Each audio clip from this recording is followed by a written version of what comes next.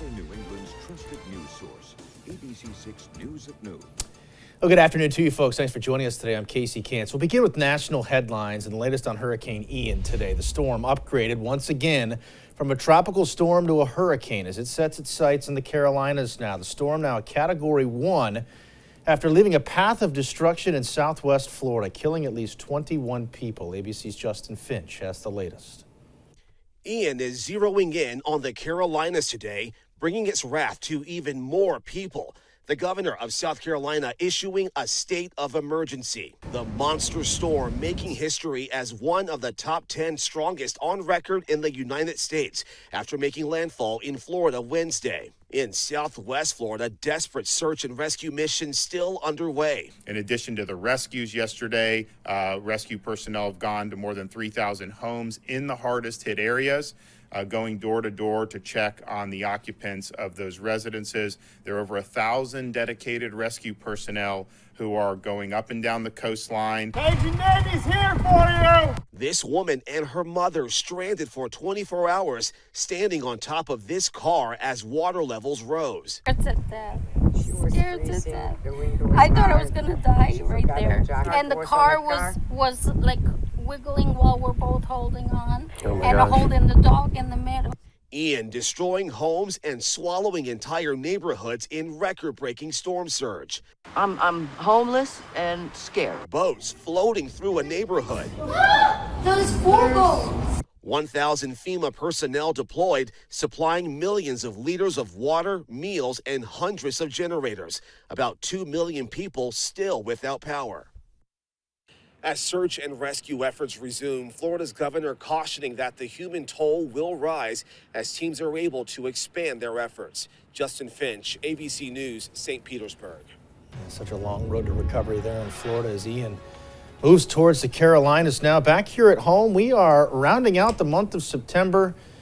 Calm and cool, a chill in the air out there. And Chelsea, we could be seeing some remnants, though, of Ian this weekend here, right? Yeah, honestly, some of the clouds that we're seeing roll into southern New England today, streaming in from Ian, that large of a storm sitting way down to our south and west. We are looking at some clouds increasing here in southern New England. Ian down still just off the shore of the Carolinas, sitting 60 miles to the east-southeast of Charleston, South Carolina. The breeze is coming in with winds at 85 miles per hour, gusts to 105 miles per hour, moving north at 14 miles per hour. Going to continue to move inland and then weaken significantly as it does so in the coming days. For us here in southern New England, clouds are thickening up and we do have some rain in our forecast for the weekend. Right now we're sitting in the low 60s range. The breeze is coming in out of the east-northeast. Most of us in the upper 50s and low 60s range. So definitely cool for this time of year. We still should be making it to about 70 degrees the final day of September, running a few degrees cooler than even yesterday at this time. But overall low humidity levels, so that's nice. Satellite radar image shows you those clouds streaming in. A little bit of a wider view shows you the rain bands from Ian starting to lift to the north. And by early tomorrow morning, some scattered rain will be in our forecast and the potential for some heavy downpours too, especially at the coastline. I'll have a look at your full weekend forecast and a look into next week in just a few minutes. Casey? Thanks, Chelsea. We'll check back in. New today at noon. One firefighter taken to the hospital after crews knocked down a house fire on Benefit Street in Providence this morning. The initial call came in around 9 o'clock this morning, with smoke coming from the windows there. Fire officials say the fire was contained in the attic where damage is extensive. Nobody was home at the time firefighters got there. The Bristol County DA's office charging 2 Rehoboth men with murder in connection with a 2021 Seekonk murder. The DA says the victim's son, 21-year-old J.D. Housley, and the second, another 21-year-old Christopher Herron, are both charged with murder and carrying an illegal firearm. 66-year-old Joseph Housley died after being shot on Forsyth Circle in July of last year. Both of the men charged have been in jail since last fall on unrelated cases. Now to an ABC6 News follow-up, and you're just riding along like normal, and then there it is, an unfamiliar sight along 95 North, right in front of the Providence Place Mall. A lane change for construction means you'll need to pay close attention to where you're going. ABC6 News reporter Yanni Trikelis live over 95 today, and he tells us how the first rush hour commute went with this new system this morning. Yanni, good afternoon to you. How are you? Hey, Casey. Well, yeah, these lane changes, they are all part of major construction plans for RIDOT that will be going until 2025. And if you look behind me, this has been a pretty steady traffic flow here on the new viaduct bridge since about 8:30 this morning, traffic been flowing just like this. And RIDOT, they say that this new bridge will help to ease traffic. And some of the drivers that I spoke with today around Providence, they say that their daily commute in the traffic has just become too much.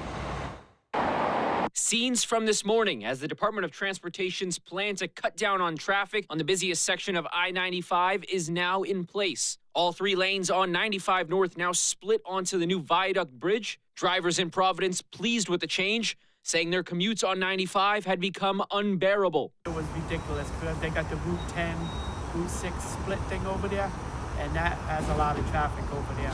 5-10 minutes. I'm trying to take you like 15-20 minutes. One of the lanes on 95 North by exit 37 shifted last week, and overnight RIDOT crews moving 2 more lanes over. Friday morning, a steady dose of traffic as drivers still worked to adjust. The Department of Transportation telling drivers to keep the far right lane open, but even with this shift, all vehicles, no matter the lane, will still have access to state offices and the Route 146 exits. I've really seen the difference because I like that last lane, how it speeds up.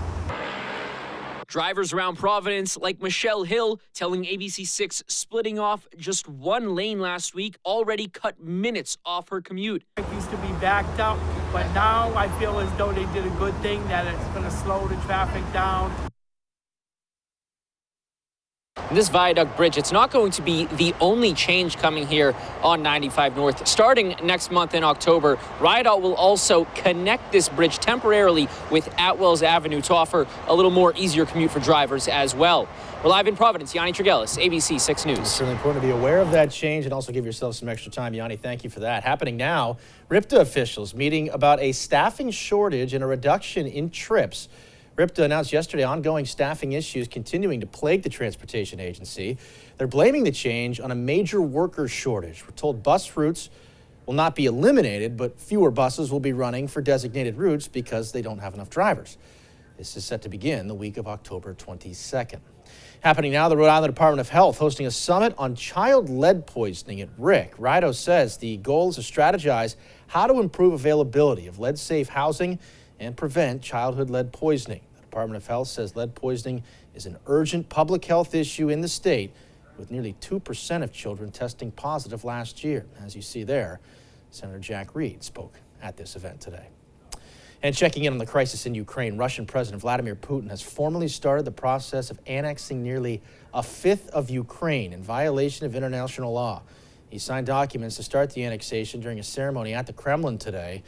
Once the process is officially complete, Moscow will recognize 4 Ukrainian regions as Russian territory. The annexation announcement follows so-called referendums in the regions that Ukraine and Western nations universally dismissed as a sham. Still to come today at noon, a new athletic facility almost complete for a Bristol County high school. We've got a look at what that complex will offer kids at Norton High School.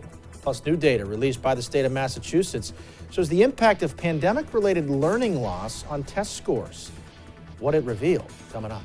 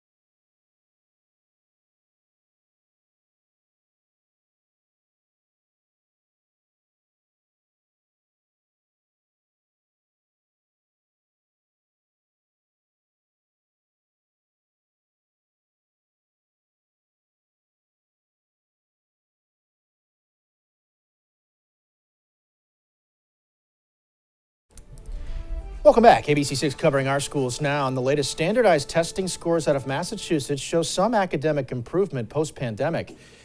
Results from the spring MCAS show scores in math and science improved last year, but English and language arts scores were down. Student attendance also continued to slide. Overall results, when compared to pre-pandemic levels, show a continued need for improvement in all areas.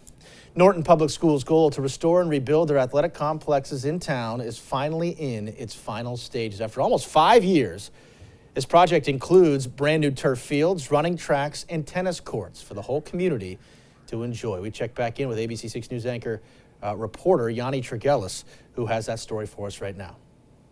A major project nearing its completion in Norton to build a brand new full turf athletic complex to be the home for multiple sports and turn a place that was once an eyesore for the town into something you can't take your eyes away from. It's going to be a sense of pride when you walk in. It's going to be a sense of pride when opposing teams come here. The project includes 2 new turf fields, an 8-lane track, and tennis courts to be the home for all sports in Norton at all levels, played on the grounds between the high school and elementary school. We all got together and said, how can we best create something that really brings the entire community of Norton together? The answer?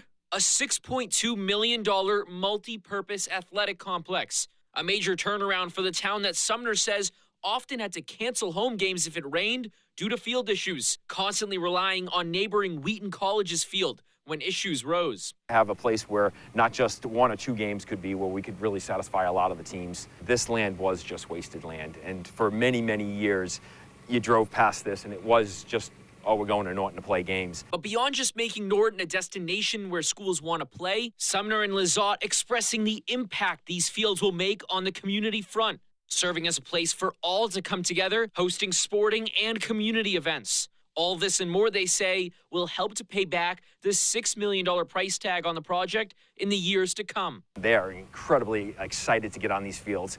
We know we get called daily. When are these fields going to open? When are we going to be able to jump on these fields? There's a lot of excitement in town. And they'll be able to get on those fields soon with a target date of October 15th to start hosting events. In Norton, Yanni Tregellis, ABC6 News. It really looks beautiful. Yanni, thank you for that. Still to come today at noon. Chelsea's got to look at your full 7-day forecast, including the possibility of some wet weather this weekend.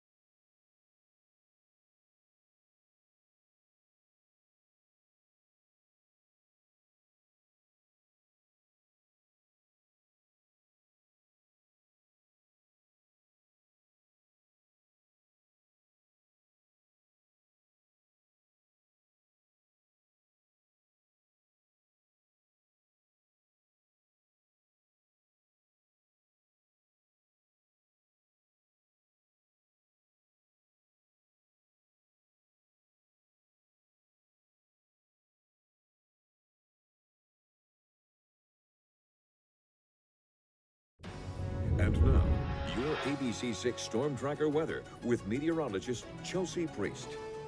Well, another update on Hurricane Ian for you. It is a Category 1 hurricane getting very close to the South Carolina border right now, expected to make landfall sometime in the next couple of hours as a Category 1 hurricane.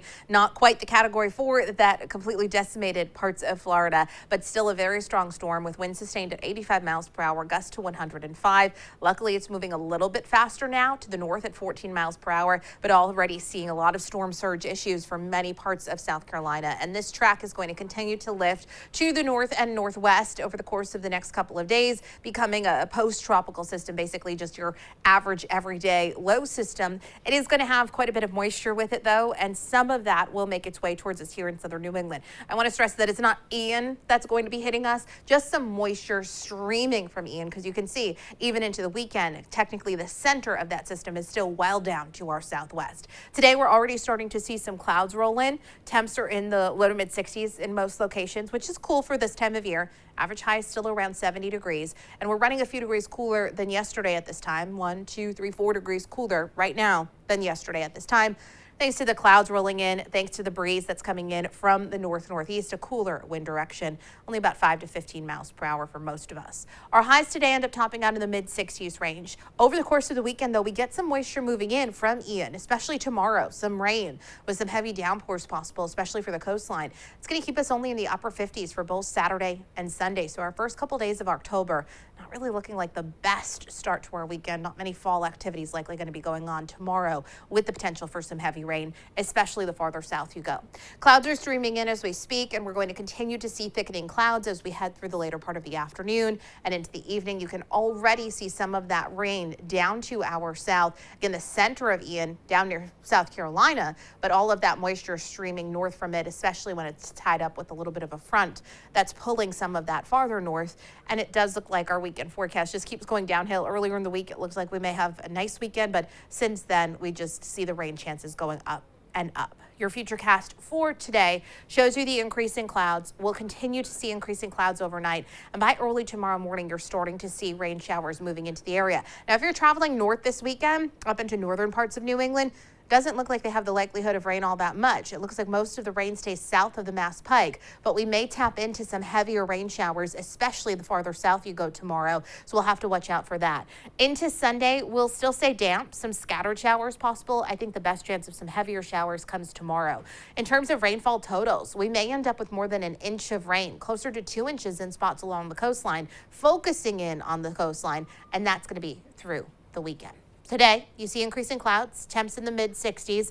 It's a cooler day. Tonight, we have those clouds continue to increase, and then tomorrow you get the on and off rain. It'll be an overcast, cool day, and at times, some of that rain may be heavy. 7-day forecast shows temperatures in the mid-60s today, and then upper 50s for the weekend. Again, unfortunately, not our best-looking fall weekend, best-looking October weekend. Even into next week, it still stays a little bit cool and damp through at least the middle of the week. I'm sure we'll have those great fall weekends. Right? We have plenty of time. You know, it's going to be a good day.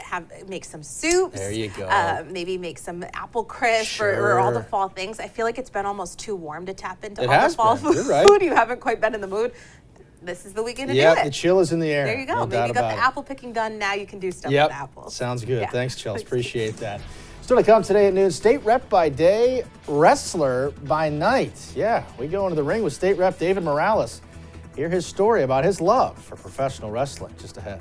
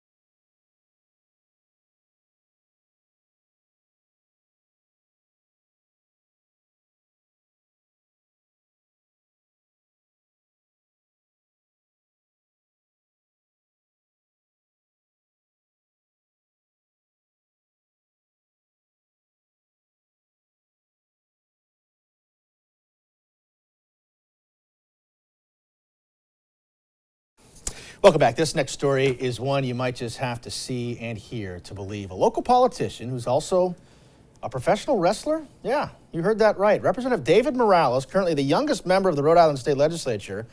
And now that is not the only unique thing people will know about him. Take a look. This is State Representative David Morales. I want to be absolutely clear. You cannot take advantage of the people here in Rhode Island. Thank you.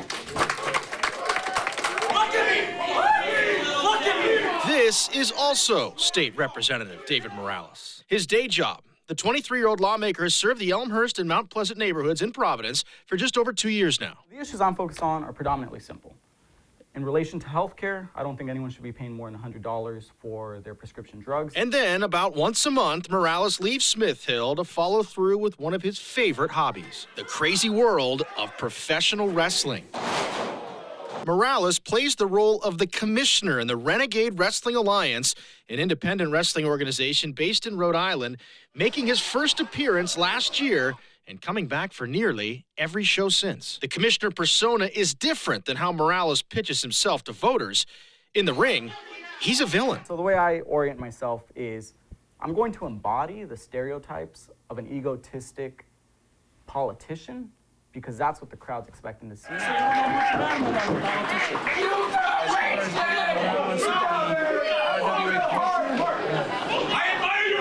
sign pretty much says it. He needs to shut up. Any good wrestling villain eventually gets their comeuppance, and Morales isn't afraid to give the fans what they want.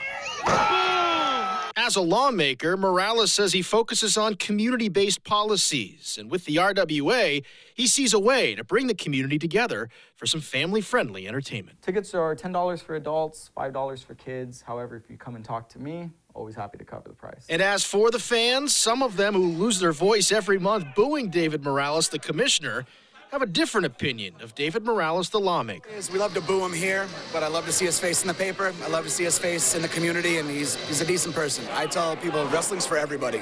So if you're 3 years old, 100 years old, there's somebody here that you can identify with. Certainly creates an interesting dynamic for those voters. David Morales is on the ballot for the upcoming November general election. Still to come today at noon, how Tom Brady is stepping up for those who lost everything in Hurricane Ian, and how he wants your help with that mission too. Plus, Chelsea has another look at your afternoon forecast heading into our first weekend of October. It's all coming up. Stay with us.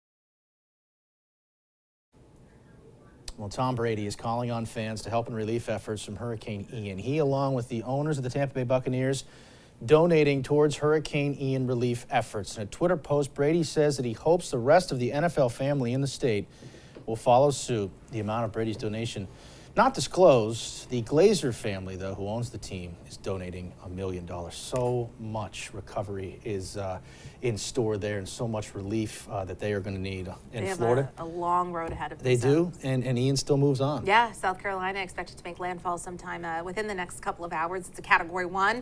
It's not the Category 4, Right. almost 5 that happened in Florida that decimated. I mean, Sanibel Island, Captiva, some of those islands are just completely decimated. It's still a Category 1 hurricane, though.